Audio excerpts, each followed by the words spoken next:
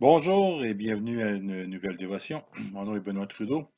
J'espère que vous allez bien aujourd'hui. Toujours dans le cadre de la quarantaine du coronavirus. Euh, Ce que j'entends beaucoup, les échos qui viennent du réseau d'église duquel je fais partie, c'est un message de paix, de patience, un message euh, de confiance en Dieu. C'est Et ici, je vais vous amener dans Jean 8, 28. Euh, alors, c'est ici dans Jean 8, 28, Jésus leur dit donc, quand vous aurez élevé le Fils de l'homme, alors vous connaîtrez que ce que je suis et que je ne fais rien de moi-même, mais que je parle selon ce que le Père m'a enseigné. Il est intéressant de savoir que Jésus était très conscient du temps dans lequel il vivait. Il avait une très bonne notion, euh, un très bon discernement des temps. Et, euh, euh, et malgré ça, Jésus ne s'est jamais pressé. On vit dans un monde où, si je vous demande aujourd'hui, même à l'église, on arrive le dimanche et je vous demande, puis qu'est-ce que vous avez fait cette semaine? Probablement votre réponse, ah, ça a été tellement occupé, j'ai pas arrêté. Et c'est le système dans lequel Satan veut nous amener.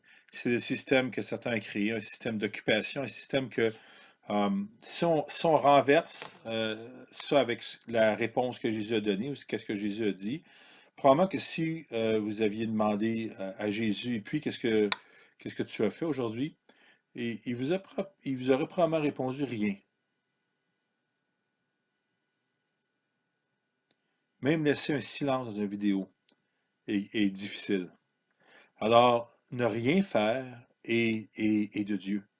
Dieu ne nous a jamais demandé de faire quoi que ce soit pour lui. Faire quelque chose pour Dieu, c'est un mensonge. C'est souvent on prend nos propres efforts, nos propres forces pour faire pour Dieu, alors que Dieu ne nous a jamais rien demandé d'autre que de prendre notre position de fils de Dieu, que de prendre notre position en Jésus-Christ, celle qui est d'accepter notre position de fils et d'héritier du royaume.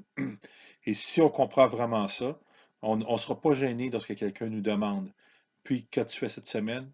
De répondre rien. Je n'ai rien fait. Je n'ai rien fait que de chercher la face de Dieu. Je n'ai rien fait que de regarder la volonté du Père. Je n'ai rien fait que de relaxer dans sa présence. Et ça, c'est suffisant pour Dieu et ça devrait être suffisant pour nous. Euh, alors, cette dévotion-là est vraiment pour vous inviter à, à ne rien faire, à moins que vous voyez Dieu le faire ou Dieu vous le demander. Et c'est très, très, très, très, très difficile à faire. Nous sommes vraiment dans un système qui promouvoit le faire, qui promouvoit la performance, qui promouvoit euh, euh, tout ce que vous devez faire, devez accomplir sur l'accomplissement, alors que Jésus, malgré qu'il savait qu'il était dans un temps très court de ministère, ne s'est jamais laissé pousser à faire des choses dans le temps des hommes, ne s'est jamais laissé émouvoir par les choses, ne s'est jamais laissé presser, ne s'est jamais laissé pousser, parce qu'il recherchait toujours la volonté du Père. Pratiquement, comment on fait ça? Je pense que cette retraite dans nos maisons est un temps exceptionnel pour pratiquer ne rien faire, pour pratiquer le temps de se retirer, de passer du temps avec notre Dieu, de passer du temps en dévotion, en prière, à chercher sa face, à lire notre Bible et à ne rien faire que de rechercher la face de Dieu. Et une fois qu'on va avoir goûté aux fruits de recevoir du Père, de recevoir des instructions du Père, une fois qu'on va avoir goûté aux fruits de se brancher au royaume en ne faisant rien, rien d'autre que de prendre notre position de fils de Dieu en Jésus-Christ, rien d'autre que d'accepter que on n'a pas rien à payer, on n'a pas rien à faire.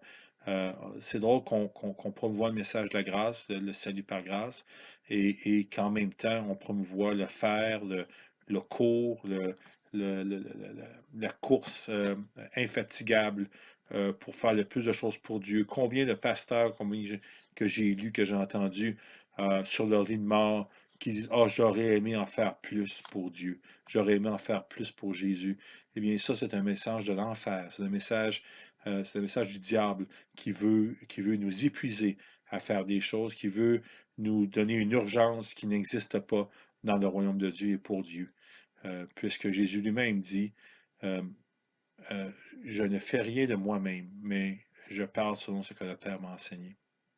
Alors, je vous invite vraiment aujourd'hui à ne rien faire, à juste vous bercer dans la paix que Dieu amène en se baignant dans sa parole, en se berçant par sa parole, en lisant sa parole et en discutant de qu'est-ce qu'il va vous montrer avec les gens avec qui vous vivez et d'avoir des relations et des discussions qui tournent autour de la volonté du Père.